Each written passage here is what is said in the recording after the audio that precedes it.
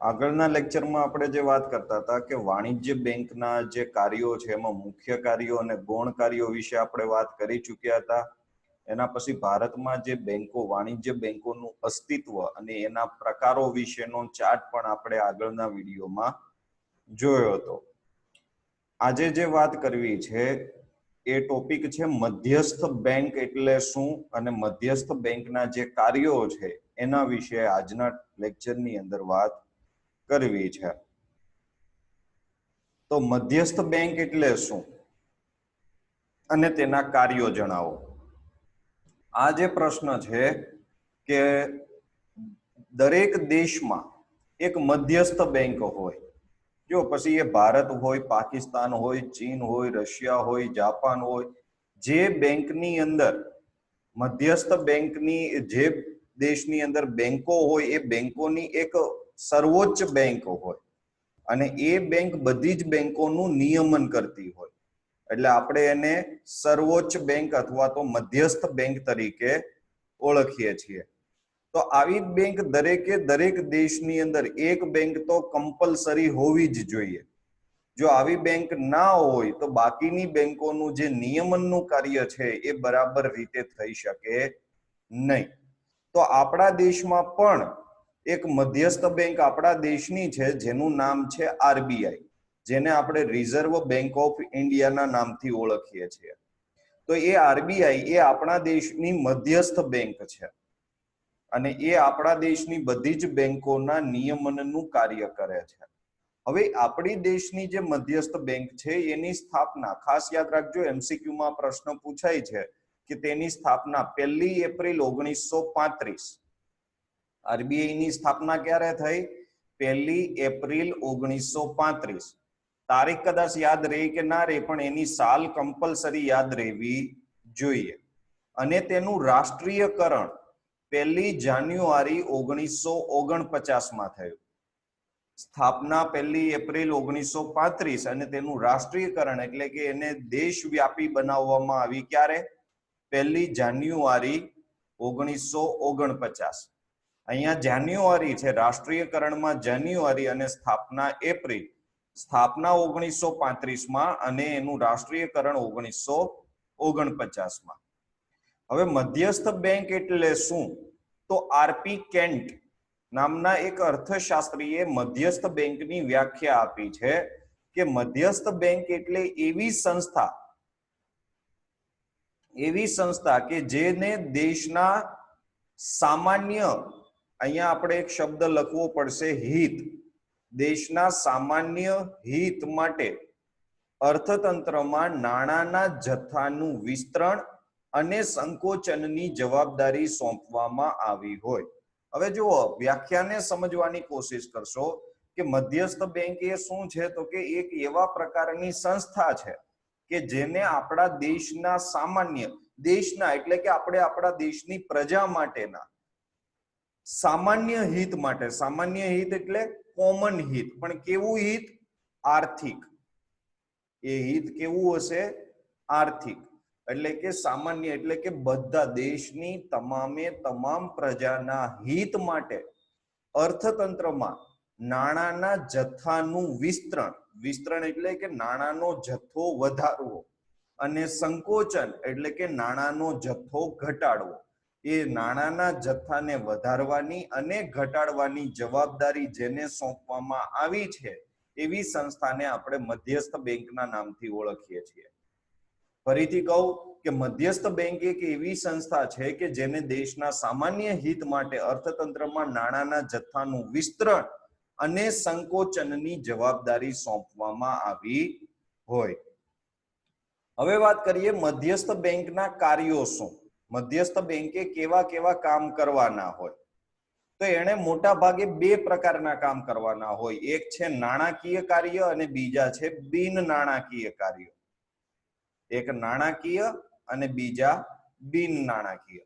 નાણાકીય કાર્યોમાં ટોટલ એમણે 5 કાર્યો કરવાના હોય અને આ 5 કાર્યોને યાદ રાખવા માટેનું સૂત્ર છે કે શાની સર ચલ 2 હુંડિયામાં.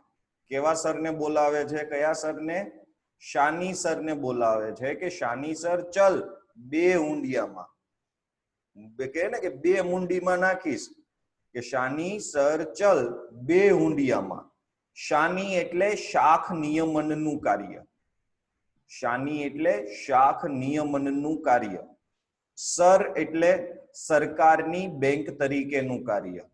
ચલ એટલે ચલણ બહાર પાડવાનું કાર્ય.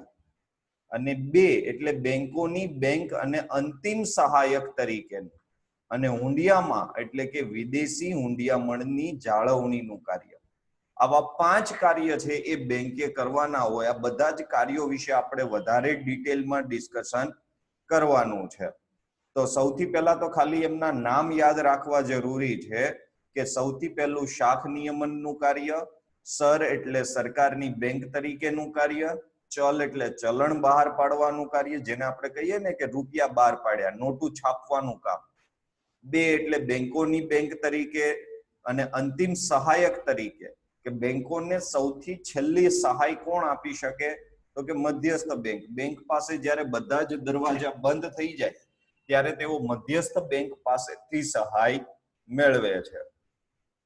પછી વિદેશી હુંડિયામણની જાળવણીનું કાર્ય. આ વાત આપણે કરી એના નાણાકીય કાર્યો વિશે. હવે વાત કરીએ છીએ બિન નાણાકીય કાર્યો. મધ્યસ્થ બેંકના બિન નાણાકીય કાર્યો. તો એનું સૂત્ર છે કે સમાદેની પ્રો.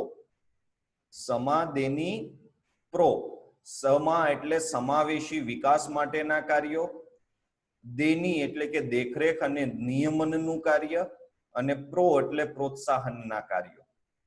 સમાવેશી વિકાસ માટેના કાર્યો કોને કહેવાય? દેખરેખ અને નિયમનનું કાર્ય કેવી રીતે કરવાનું હોય, પ્રોત્સાહનનું કાર્ય કેવી રીતે કરવાનું હોય, એના વિશે પણ વધારે ડિટેલમાં હવે આપણે ચર્ચા કરવાની છે. તો સૌથી પહેલા આપણે વાત કરીએ મધ્યસ્થ બેંકના જે નાણાકીય કાર્યો છે એ નાણાકીય કાર્યોને ડિટેલમાં જઈએ. તો સૌથી પહેલું નાણાકીય કાર્ય. એમાં પહેલું કામ આપણે કીધું હતું શાખ નિયમનનું કાર્ય. શાખ નિયમન એટલે શું? તો કે આપણે હમણાં પહેલા વાત કરી હતી શાખ સર્જન વિશે. કદાચ તમને જો ખ્યાલ હોય તો, કે બેંક છે એ અમુક રકમને અનામત રાખી અને બાકીની જે રકમ છે એ લોન તરીકે આપી શકે. પછી એમાંથી પાછી અમુક રકમ એ અનામત રાખે, ફરીથી એને લોન તરીકે આપે. આ રીતે શાખ સર્જન કરે. પણ કેટલે સુધી એવું શાખનું સર્જન થાય એના ઉપર જે કંટ્રોલ રાખવાનો હોય એને શાખ નિયમનનું કાર્ય કહેવાય. કે આરબીઆઈ છે એ નાણાકીય નીતિના સાધનો દ્વારા, જે નાણાકીય નીતિ છે એના સાધનો દ્વારા દરેક બેંકોની શાખ સર્જનની પ્રવૃત્તિ પર નિયમન કરવાનું કાર્ય કરે છે. તો અહીંયા પાછો એક નવો પ્રશ્ન છે કે સાહેબ નાણાકીય નીતિના સાધનો કયા કયા? તો નાણાકીય નીતિના સાધનોની અંદર બેંક રેટ ને રિવર્સ રેપો રેટ ને આવા બધા કાર્યો સાધનો આવે છે. પણ એના વિશે પણ આપણે વધારે ડિટેલમાં આ જ ચેપ્ટરની અંદર આગળ વધારે ડિટેલમાં ચર્ચા કરશું. પણ નાણાકીય નીતિના સાધનો દ્વારા બેંક શું કરે? તો કે જો આપણે એવું કીધું હતું કે અનામત તરીકે કેટલી રકમ રાખવી એનું રેટ એ આરબીઆઈ નક્કી કરે છે.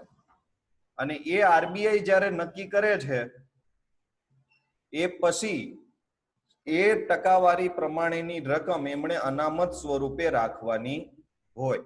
જો એટલી રકમ એ અનામત સ્વરૂપે ન રાખે તો પછી બેંક ઉપર કાયદાકીય કાર્યવાહી થાય. હવે વિચારો કે આ જે અનામત રાખવાની ટકાવારી છે એનો દર વધારી દે તો બેંકોનું શાખ સર્જન છે એ ઓછું થાય, અને જો આ ટકાવારીનો દર ઘટાડી દે તો બેંકો છે એ શાખ સર્જન વધારે કરી શકે. એક ઉદાહરણ દ્વારા સમજીએ કે આપણે ગઈકાલે એવું કીધું હતું કે 1000 રૂપિયા ઉપર બેંકે અનામત માટે 20% રકમ કીધી હતી. તો આપણે 20% એટલે 200 રૂપિયા અનામત તરીકે રાખી અને 800 રૂપિયાની લોન આપી શકતા હતા. પણ વિચારો કે એ 20 ના 30% કરી દે તો પછી 300 રૂપિયા અનામત રાખવા પડે ને ખાલી 700 રૂપિયાની જ લોન આપી શકે. એટલે શાખ સર્જન કેવું થાય? ઓછું. અને એ જ રીતે જો એ રેટ ઘટાડીને 10% કરી દે તો હવે અનામત તરીકે માત્ર 100 રૂપિયા જ રાખવાના છે અને બાકી 900 રૂપિયા છે એનું એ શાખ સર્જન કરી શકે છે.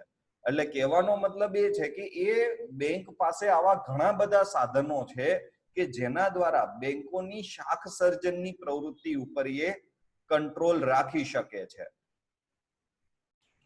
ત્યાર પછીનું બીજું નાણાકીય કાર્ય છે સરકારની બેંક તરીકેનું કાર્ય.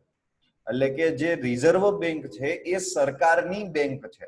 જેમ આપણે સામાન્ય લોકોને કદાચ બેંકના કામની જરૂર પડે તો આપણે આપણી જે બ્રાન્ચમાં ખાતું હોય ત્યાં જઈ અને આપણે આપણા બેન્કિંગને લગતા કાર્યો છે એ કમ્પ્લીટ કરી દેતા હોઈએ. આપણને થાપણો મૂકવી હોય તો આપણે આપણી જે બેંકની બ્રાન્ચ છે ત્યાં જઈએ છીએ. આપણને લોન જોઈતી હોય તો પણ આપણે એ બેંકની જે બ્રાન્ચ છે ત્યાં જઈએ છીએ. હવે સરકારને જો રૂપિયા મૂકવા હોય તો એ ક્યાં મૂકે? આટલા બધા એમને ટેક્સની આવક થાય, સરકારની તિજોરી ક્યાં? હવે એ કઈ પ્રાઇમ મિનિસ્ટર કે ચીફ મિનિસ્ટરના ઘરે કે એની ઓફિસે ન રખાય.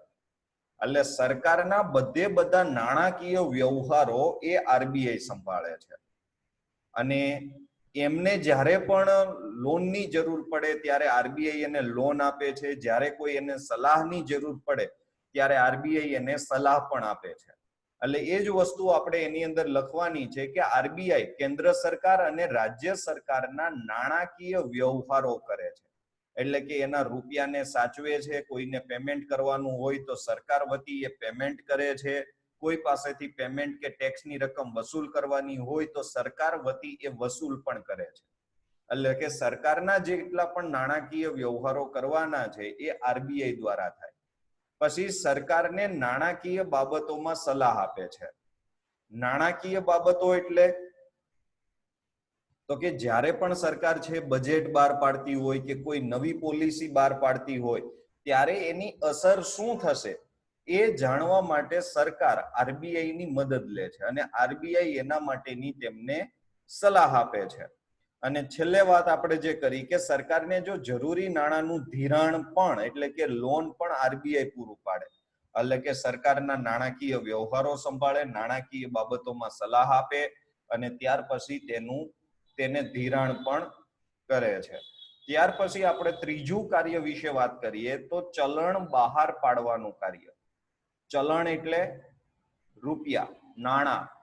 તો રૂપિયા 2 થી લઈ અને રૂપિયા 2 અને 2 થી વધુ મૂલ્યની ચલણી નોટો આરબીઆઈ બહાર પાડે છે. યાદ રાખજો ખાસ, 2 રૂપિયા અને તેનાથી મોટા જેટલી પણ કરન્સી છે એ પછી 5 રૂપિયા હોય, 10 રૂપિયા હોય કે 20, 50, 100, 500 કે 2000, આ બધું ચલણ એ આરબીઆઈ દ્વારા બહાર પાડવામાં આવે છે. ભારતમાં રૂપિયા 1 ની ચલણી નોટ, ખાસ યાદ રાખજો આ પ્રશ્ન એમસીક્યુમાં ઘણી વખત પૂછાઈ ચૂક્યો છે કે ભારતમાં રૂપિયા 1 ની ચલણી નોટ અને બધા જ સિક્કાઓ, રૂપિયા 1 નો, 2 નો, 5 નો કે 10 નો જે સિક્કાઓ છે એ સિક્કાઓ ભારત સરકારનું નાણાં ખાતું બહાર પાડે છે. કોણ બહાર પાડે છે? ભારત સરકારનું નાણાં ખાતું બહાર પાડે.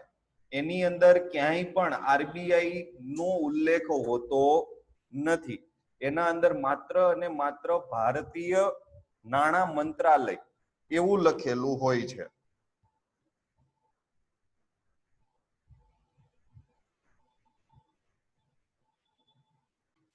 જો રૂપિયા 1 ની જે નોટ છે એની અંદર તમને દેખાતું હશે કે ભારત સરકાર લખેલું છે, એટલે કે ગવર્મેન્ટ ઓફ ઇન્ડિયા લખેલું છે. જ્યારે 2 રૂપિયાની જે નોટ છે એમાં ભારતીય રિઝર્વ બેંક લખ્યું છે. આ બંનેની અંદર ફેર છે. અહીંયા ભારત સરકાર છે અને અહીંયા ભારતીય રિઝર્વ બેંક છે. હવે તમે જુઓ કે 1 રૂપિયાની અંદર જે અહીંયા સહી હશે, તમને અત્યારે ચોખ્ખી તો એમાં દેખાશે નહીં, પણ એમાં સચિવ ઓફ વિત્ત મંત્રાલય એવું લખેલું હોય અથવા તો સેક્રેટરી મિનિસ્ટર ઓફ ફાઇનાન્સ એવું લખેલું હોય. જો કદાચ તમને વ્યવસ્થિત દેખાવાની ટ્રાય કરું છું, જો દેખાય તો સચિવ વિત્ત મંત્રાલય એવું લખેલું હોય અને એમાં જે સહી છે એ આપણા નાણાં મંત્રીની સહી હોય અને રૂપિયા 2 માં જે સહી હોય અહીંયા તમને સહી એ જોવા મળે છે એ ગવર્નરની સહી હોય. જુઓ તમને રૂપિયા 1 અને રૂપિયા 2 ની જે ચલણી નોટો છે એના વિશેની નોટ ફોટોસ તમારી સ્ક્રીન ઉપર તમને દેખાય છે કે અહીંયા તમને ભારત સરકાર લખેલું જોવા મળે છે, ગવર્મેન્ટ ઓફ ઇન્ડિયા. જ્યારે અહીંયા તમને જુઓ વિત્ત સચિવ એવું લખેલું છે, ફાઇનાન્સ સેક્રેટરી, એટલે કે આપણા જે ફાઇનાન્સ મિનિસ્ટર હોય એમની સહી અહીંયા હોય છે. અને ₹2 ની નોટ કે પછી તમે બીજી કોઈ પણ ચલણી નોટ લઈ લો તો એની અંદર તમને અહીંયા ગવર્નરની સહી એટલે કે રિઝર્વ બેંકના જે ગવર્નર છે એમની સાઇન જોવા મળશે, જેને આપણે આમાં લખ્યું છે KR પુરી, જે આપણી બેંકના ગવર્નર છે, રિઝર્વ બેંકના ગવર્નર હતા, સોરી. અને એ ગવર્નરની સહી અહીંયા આપણને જોવા મળે છે. તો ₹2ની ચલણી નોટ હોય તો એની અંદર ગવર્નરની સહી હોય અને એને ભારતીય રિઝર્વ બેંક એટલે કે રિઝર્વ બેંક ઓફ ઇન્ડિયા બહાર પાડે. પણ ₹1ની જે ચલણી નોટો છે એ ભારત સરકારનું નાણાં મંત્રાલય બહાર પાડે. ખાસ યાદ રાખજો, ₹1ની ચલણી નોટોનું કોણ બહાર પાડે? નાણાં મંત્રાલય. પછી આ કોઈન છે જેને આપણે પહેલા સિક્કાઓ કહીએ છીએ, આમાં પણ તમને કોઈ પણ જગ્યાએ RBI લખેલું જોવા મળશે નહીં. એટલે બધા ચલણી સિક્કાઓ પણ ભારતનું નાણાં મંત્રાલય બહાર પાડે અને એ સિક્કાઓમાં કોઈની સહી હોવી જરૂરી નથી. તો ₹1 ની જે ચલણી નોટો છે એ ભારત સરકારનું નાણાં ખાતું બહાર પાડે અને ₹2 અને 2 થી વધુના મૂલ્યની ચલણી નોટો, જો ચલણી સિક્કાઓ નહીં, ચલણી નોટો એ RBI બહાર પાડે.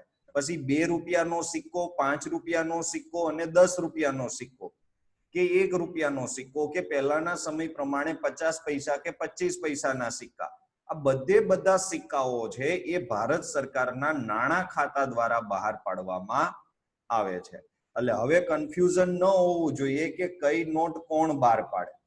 અને કદાચ હું જ્યાં સુધી ભૂલતો ના હોઉં તો આ પ્રશ્ન એક વખત KBC ની અંદર પણ પૂછાઈ ચૂક્યો છે. KBC ની અંદર લગભગ બીજી કે ત્રીજી સિઝનમાં આ પ્રશ્ન પૂછાયો હતો અને આનું મૂલ્ય માત્ર ₹60 લાખ હતું. વિચારો કે આવો એક પ્રશ્ન જો આપણને ત્યારે આવડી જાય તો લાખોપતિ બની જઈએ. તો ચલણ બહાર પાડવાનું કાર્ય છે, પણ RBI કયું ચલણ બહાર પાડે છે? માત્ર ₹2 કે તેથી વધુની રકમનું ચલણી નોટો જ માત્ર બહાર પાડે છે. ત્યાર પછી નંબર 4, બેંકોની બેંક તરીકેનું કાર્ય. કે RBI છે એ બેંકોની બેંક છે, એટલે કે RBI રોકડ અનામતના પ્રમાણ દ્વારા શેડ્યુલ્ડ બેંક પર નિયંત્રણ રાખે છે. આપણે વાત કરી શેડ્યુલ્ડ બેંક એટલે શું, કે RBI નો જે કાયદો 1932 છે એની અંદર બીજા પરિશિષ્ટની અંદર જેટલી પણ બેંકોના નામ લખ્યા છે એને આપણે શેડ્યુલ્ડ બેંક કહીએ છીએ. તો RBI સેના દ્વારા શેડ્યુલ્ડ બેંક પર નિયંત્રણ રાખે? તો આપણે વાત કરી રોકડ અનામત. હવે રોકડ અનામત એટલે શું એના વિશે પણ આપણે વાત કરી ચૂક્યા છીએ કે રોકડ અનામત એટલે તો કે જેટલી પણ થાપણો બેંક પાસે આવે છે એમાંથી અમુક રકમ છે એ અનામત સ્વરૂપે રાખી અને પછી બાકીની જે રકમ છે એનું જ માત્ર એ ધિરાણ તરીકે આપી શકે છે. તો એને રોકડ અનામત દ્વારા આપણી આ શેડ્યુલ્ડ બેંકો પર નિયંત્રણ રાખે છે. તેમજ કોઈ પણ શેડ્યુલ્ડ બેંકની નાણાકીય કટોકટીના સમયે તે અંતિમ સહાયક તરીકેની જવાબદારી નિભાવે છે. હવે નાણાકીય કટોકટી એટલે શું, કે ઘણી વખત કોઈ બેંકને નાણાકીય ભંડોળની બહુ બધી જરૂર પડે, કારણ કે બેંકે પોતાના નાણાં તો કોઈ જગ્યાએ ઇન્વેસ્ટ કરી દીધા છે, જે થાપણદારો પાસેથી થાપણો મળી છે એ રૂપિયા તો એને ધિરાણ આપી દીધું છે. અને ક્યારેક એવું બને કે માર્કેટમાં કોઈ અફવા ફેલાય કે ભાઈ ફલાણી બેંક છે બંધ થવાની છે. હમણાં થોડા સમય પહેલા યસ બેંક વિશે આવી અફવાઓ હતી. હવે જ્યારે કોઈ બેંક બંધ થવાની છે એવી ન્યૂઝ માર્કેટમાં ફેલાઈ જાય એટલે બધા વ્યક્તિઓ એક સાથે એ બેંકમાંથી પોતાની થાપણો અને બધી થાપણો ઉપાડવા માટે દોડાદોડી કરે. હવે બેંક પાસે તો નાણાં છે નહીં, કેમ તો કે એ નાણાં તો એને ધિરાણ સ્વરૂપે આપેલા છે. તો આવા સમયે નાણાકીય કટોકટી ઊભી થાય ત્યારે એને જે નાણાંની જરૂર પડે તો એના માટે રિઝર્વ બેંક ઓફ ઇન્ડિયા છે એ આવી બેંકોને મદદ કરી અને એના થાપણદારોના નાણાં છે એ ચૂકતે કરવામાં મદદ કરે છે. આ એનો અંતિમ સહાયક છે કે છેલ્લે જ્યારે ક્યાંયથી કોઈ મદદની મળવાની શક્યતાઓ ન હોય ત્યારે આરબીઆઈ છે એ બેંકોને મદદ કરે છે. ત્યાર પછી નંબર 5, વિદેશી હુંડિયામણની જાળવણીનું કાર્ય. વિદેશી હુંડિયામણ કોને કહેવાય એના વિશે આપણે જાણીએ છીએ કે બીજા દેશનું ચલણ જે આપણા દેશમાં અનામત સ્વરૂપે પડ્યું હોય એને વિદેશી હુંડિયામણ કહેવાય. વિદેશી હુંડિયામણની જરૂર શા માટે પડે? તો કે વિદેશી હુંડિયામણની જરૂર આપણા દેશમાં એટલા માટે પડે કે આપણે જેટલા ચલણ બહાર પાડવાનું હોય એ ચલણ આપણે તો જ બહાર પાડી શકીએ કે જો આપણી પાસે વિદેશી હુંડિયામણ અને ગોલ્ડ અનામત સ્વરૂપે પડ્યું હોય. જેટલી આમ તો 200 કરોડની જરૂર પડે અને એ 200 કરોડની અનામતમાં 120 કરોડ જેટલું વિદેશી હુંડિયામણ અને 80 કરોડ જેટલું ગોલ્ડ જો અનામત સ્વરૂપે આપણે રાખીએ તો જ આપણી બેંક એટલી રૂપિયાની ચલણ બહાર પાડી શકે, નહીતર ચલણ બહાર ન પાડે. આપણે વાત કરી હતી કે ભાઈ કદાચ તમને એવો પ્રશ્ન થતો હોય કે સાહેબ મશીન ઘરનું છે, કાગળ ઘરનો છે, શાહી ઘરની છે, બેંક ઘરની છે, તો પછી છાપીને બંડલો ઉપર બંડલો બહાર કાઢીને બધા ગરીબોને આપી દે તો ભારતમાંથી ગરીબી નાબૂદ ન થઈ જાય? આનાથી 2 અસર થાય. એક તો ફુગાવો વધી જાય, બધી જ વસ્તુ મોંઘી થઈ જાય, કારણ કે બધા પાસે અઢળક નાણું આવી ગયું. કદાચ હું ભૂલતો ના હોય તો ન્યુઝીલેન્ડની અંદર ફુગાવો આવો જબરદસ્ત હતો. લોકો 1 કિલો બટેકા લેવા માટે 10 કિલો નાણાં લઈને જતા. 10 કિલો ચલણી નોટ, મોટો કોથળો ભરીને નાણાં લઈને જાય ત્યારે 1 કોથળી ભરીને બટાકા મળે. લોકો પોતાના બાળકોને રમવા માટે રમકડાના બદલે ચલણી નોટોના બંડલો આપી દેતા હતા. આવી હાલત થઈ જાય જો બેંક વધારે પડતા નાણાં છાપીને બજારમાં આપી દે, નાણાંનો પુરવઠો વધારી દે તો. બીજું શું અસર થાય કે આપણા રૂપિયાની વેલ્યુ ઇન્ટરનેશનલ બજારમાં ડાઉન થઈ જાય. અત્યારે ઓલરેડી એક તો ડાઉન ચાલતી હોય અને એમાં આરબીઆઈ જો વધારે નોટો છાપી દે તો ઓલરેડી જે ડાઉન ચાલે છે વધારે ડાઉન થઈ જાય. અત્યારે આપણે જાણીએ છીએ કે 74-75 રૂપિયા બરાબર $1 છે. આ આપણી રૂપિયાનું અવમૂલ્યન થયું કહેવાય, રૂપિયો ધોવાયો કહેવાય. પછી શું થાય તો કે આરબીઆઈ છે એ આ રીતે નાણાં છાપી શકે નહીં, કારણ કે એના માટેની 3 નીતિઓ ઇન્ટરનેશનલ લેવલે નક્કી થઈ છે. કાં તો 200 કરોડનું ગોલ્ડ અનામત સ્વરૂપે રાખી અને તમે નોટો, ચલણી નોટો બહાર પાડી શકો, અથવા 120 કરોડનું વિદેશી હુંડિયામણ અને 80 કરોડનું ગોલ્ડ તમે અનામત સ્વરૂપે રાખી અને 200 કરોડની ચલણી નોટો બહાર પાડી શકો, અથવા ત્રીજો ઓપ્શન છે કે 200 કરોડનું વિદેશી હુંડિયામણ અનામત સ્વરૂપે રાખો અને ચલણી નોટો બહાર પાડો. આપણે આમાંથી બીજા નંબરનો ઓપ્શન ભારતે સિલેક્ટ કરેલો છે. અમેરિકાનો ઓપ્શન પહેલો છે, આપણો એ ઓપ્શન બીજો છે. અને આપણા નાણાં કરતા પણ અમુક દેશોનું ચલણ બહુ નીચું છે. જો સ્વીડનની વાત કરીએ તો સ્વીડનના 2 જેના ચલણ શું છે તો મને અત્યારે યાદ નથી, પણ એના 2 ચલણ બરાબર ભારતનો 1 રૂપિયો થાય. આનાથી પણ ઓછું ચલણ અમુક નાના જે દેશો છે એવા દેશોનું ભારત કરતા પણ ડાઉન છે કે ભાઈ 30 રૂપિયા, એમનું 30 નું ચલણ હોય ત્યારે આપણો 1 રૂપિયો થાય. તો પછી આ રીતે આરબીઆઈ છે એ હુંડિયામણનો જે દર છે એ બજારમાં તેની માંગ અને પુરવઠાના આધારે નક્કી થતો હોય કે બજારમાં વિદેશી હુંડિયામણની માંગ કેટલી છે એની સામે આપણી પાસે પુરવઠો કેટલો છે. હવે આપણને વિદેશી હુંડિયામણ મળે કેવી રીતે? તો ધોરણ 11 ના વાણિજ્ય વ્યવસ્થા અને સંચાલનની અંદર તમે એક ટોપિક ભણી ગયા, આંતરરાષ્ટ્રીય વેપાર અથવા તો વિદેશ વેપાર, કે જેની અંદર આપણે જ્યારે નિકાસ કરીએ ત્યારે આપણને વિદેશી હુંડિયામણ મળે અને જ્યારે આપણે આયાત કરીએ ત્યારે આપણે વિદેશી હુંડિયામણ આપવું પડે.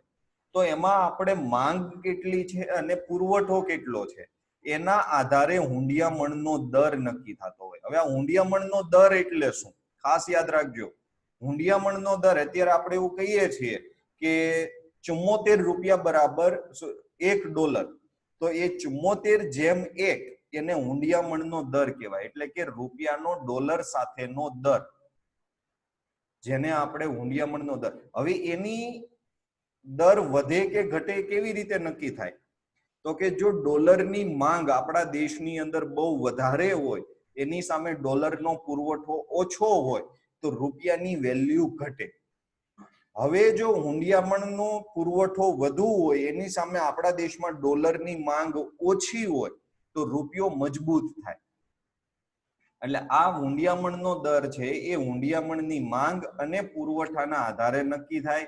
માટે આરબીઆઈ બજારમાં વિદેશી હુંડિયામણની ખરીદી કે વેચાણ કરીને વિદેશી હુંડિયામણની સરખામણીમાં ભારતના રૂપિયાનું મૂલ્ય જાળવે છે. આપણા રૂપિયાનું મૂલ્ય જાળવવા માટેનું કોણ કામ કરે? આરબીઆઈ. કેવી રીતે? જો આપણી પાસે પુરવઠો બહુ વધી ગયો હોય તો એ હુંડિયામણ ઇન્ટરનેશનલ બજારમાં બીજા દેશોને વેચી દે, અને જો બહુ પુરવઠો ઘટતો હોય તો એ ઇન્ટરનેશનલ બજારમાંથી એ પુરવઠો ખરીદી લે, અને માંગ અને પુરવઠાને બેલેન્સ રાખીને એ રૂપિયાનું મૂલ્ય જાળવવા માટેનું કાર્ય કરે છે. ત્યાર પછી વાત કરીએ આરબીઆઈના બિન નાણાકીય કાર્યો. એની અંદર સૌથી પહેલા વાત કરીએ તો દેખરેખ અને નિયમનનું કાર્ય, કે અર્થતંત્રમાં મૂડી બજાર અને નાણાં બજાર. મૂડી બજાર એટલે લાંબા ગાળાનું બજાર અને નાણાં બજાર એટલે ટૂંકા ગાળાનું બજાર. એનું નિયમન એટલે કે એના ઉપર કંટ્રોલ રાખવાનું કાર્ય છે એ આરબીઆઈ કરે છે. આ મૂડી બજાર અને નાણાં બજાર વિશે વધુ માહિતી વાણિજ્ય વ્યવસ્થાની અંદર તમને મળશે. તો આરબીઆઈ છે એ વેપારી બેંકોની શાખાઓનું વિસ્તરણ, કામ કરવાની પદ્ધતિઓ તથા સહકારી બેંકોની કામગીરી પર દેખરેખનું કાર્ય કરે છે. જેટલી પણ વેપારી કે શેડ્યુલ્ડ બેંક છે એની શાખાઓનું વિસ્તરણ, એટલે કે એની શાખાઓ કેટલા વિસ્તારમાં ફેલાયેલી છે, એ કઈ સિસ્ટમથી કામ કરે છે, અને દેશની અંદર તમામે તમામ સહકારી બેંકો જે છે એના ઉપર દેખરેખ રાખવાનું કામ આરબીઆઈ નું છે. ત્યાર પછી પ્રોત્સાહનના કાર્યો, કે જો ગામડાઓમાં બેંકોની વધારે પ્રમાણમાં શાખાઓ ખુલે તેવા પ્રયત્નો આરબીઆઈ કરે છે. હવે બેંકો ગામડામાં પોતાની શાખા શું કામ ખોલે? ખર્ચો વધી જાય, સામે એટલી બધી થાપણો તો મળે નહીં, તો પછી બેંકો એ ગ્રામ્ય વિસ્તારની અંદર આવી કોઈ શાખાઓ ખોલે, એના માટે આરબીઆઈ છે એને નવા પ્રોત્સાહનો આપે છે કે ભાઈ તો તમારો જે અનામતનું પ્રમાણ છે એ અમે ઘટાડી દેશું, કે આરબીઆઈ તમને મદદ કરશે, કે આવી બધી, કે જો આરબીઆઈ પાસેથી ધિરાણ તમારે લેવાનું થાય તો સસ્તા દરે ધિરાણ આપશું, ને આવી મદદ કરે છે. પછી મોટા ભાગના લોકોના બેંકમાં ખાતા ખુલે તેવા પ્રયત્નો પણ આરબીઆઈ કરે છે. આના માટે સમયાંતરે જાહેરાતો આપે છે. ખાતા ખોલાવવા માટેની સુવિધાને હવે તો બહુ જ સરળ બનાવી દીધી છે. જે લોકોને વાંચતા લખતા ન આવડતું હોય એને પણ બેંકની અંદર ખાતું ખોલાવવું હોય તો બહુ સરળતાથી તેઓ ખોલાવી શકે તેવી વ્યવસ્થા કરી છે. લોકો ધિરાણ માટે અસંગઠિત બજારને બદલે સંગઠિત બજાર પર વધુ આધાર રાખે તેવા પ્રયત્નો આરબીઆઈ કરે છે. હવે અસંગઠિત બજાર એટલે શું? તો અસંગઠિત બજાર એને કહેવાય કે જે એકબીજાની સાથે જોડાયેલા નથી. એટલે કે આપણા ગામડાની અંદર કોઈ જમીનદાર હોય, એ જમીનદાર પાસેથી જો લોકો લોન લે તો એને અસંગઠિત બજાર કહેવાય, અને બેંક પાસેથી લોન લે તો એને સંગઠિત બજાર કહેવાય. હવે અસંગઠિત વાળાનું વ્યાજનો દર બહુ વધારે હોય અને સંગઠિત બજાર વાળાનો વ્યાજનો દર માપે હોય. એટલે આરબીઆઈ એવા પ્રયત્ન કરે છે કે બધા જ ગ્રાહકો જે અસંગઠિતમાંથી સંગઠિત બાજુ વળે. ત્યાર પછી સમાવેશી વિકાસ માટેના કાર્યો, કે કોઈ પણ વિસ્તારના દરેક વ્યક્તિને નાણાકીય લાભ પ્રાપ્ત થાય તેવા પ્રયત્નો આરબીઆઈ કરે છે. સમાવેશી વિકાસ, બધાનો એક સરખો વિકાસ થાય અને દરેક વિસ્તારના દરેક વ્યક્તિને બધા જે નાણાકીય લાભ મળવા જોઈએ એ લાભ મળે, એ માટે આરબીઆઈ પ્રયત્ન કરે છે. કૃષિ ઉદ્યોગ, ગૃહ ઉદ્યોગ, સ્વરોજગારી વગેરે સાથે આરબીઆઈ છે એમની ખાસ વ્યવસ્થા કરે છે ધિરાણની અને તેના માટેના ભંડોળની, અહીંયા આપણે ભંડોળની રાખશું કે ગૃહ ઉદ્યોગ, સ્વરોજગારી વગેરે માટે આરબીઆઈ ખાસ ભંડોળની વ્યવસ્થા કરે છે. એના માટે અલગથી નાણાકીય સહાય આપવાની વ્યવસ્થા પણ આરબીઆઈ કરે છે. હાલમાં પ્રધાનમંત્રી જનધન યોજનાનું સંચાલન આરબીઆઈ કરે છે. આપણે જાણીએ છીએ કે પ્રધાનમંત્રી જનધન યોજના અંતર્ગત દેશના દરેક નાગરિકનું બેંકમાં ખાતું ખુલે તે માટેના પ્રયત્નો કર્યા હતા. તો એ જે જનધન યોજનાનું સંચાલન કોણ કરે? આ એમસીક્યુ પણ બોર્ડની પરીક્ષામાં લગભગ ગયા વર્ષે કે એના આગળના વર્ષે પૂછાયો હતો કે પ્રધાનમંત્રી જનધન યોજનાનું સંચાલન કોણ કરે છે? તો સરકાર નથી કરતી, નાણાં ખાતું પણ નથી કરતું, આનું સંચાલન આરબીઆઈ કરે છે. હવે આરબીઆઈ એ બેંકોના ગ્રાહકોના હિત અને હકોનું રક્ષણ કરવાનું કાર્ય કરે છે. એટલે કે કોઈ પણ ગ્રાહકને કોઈ પણ રીતે છેતરપિંડી કે અસંતોષ ન થાય એ માટે આરબીઆઈ છે એ કાર્ય કરે છે. આજના લેક્ચરમાં અહીંયા સુધી રાખીએ છીએ. હવે પછી જ્યારે મળશું ત્યારે નાણાકીય નીતિ વિશે આપણે વાત કરવાની છે.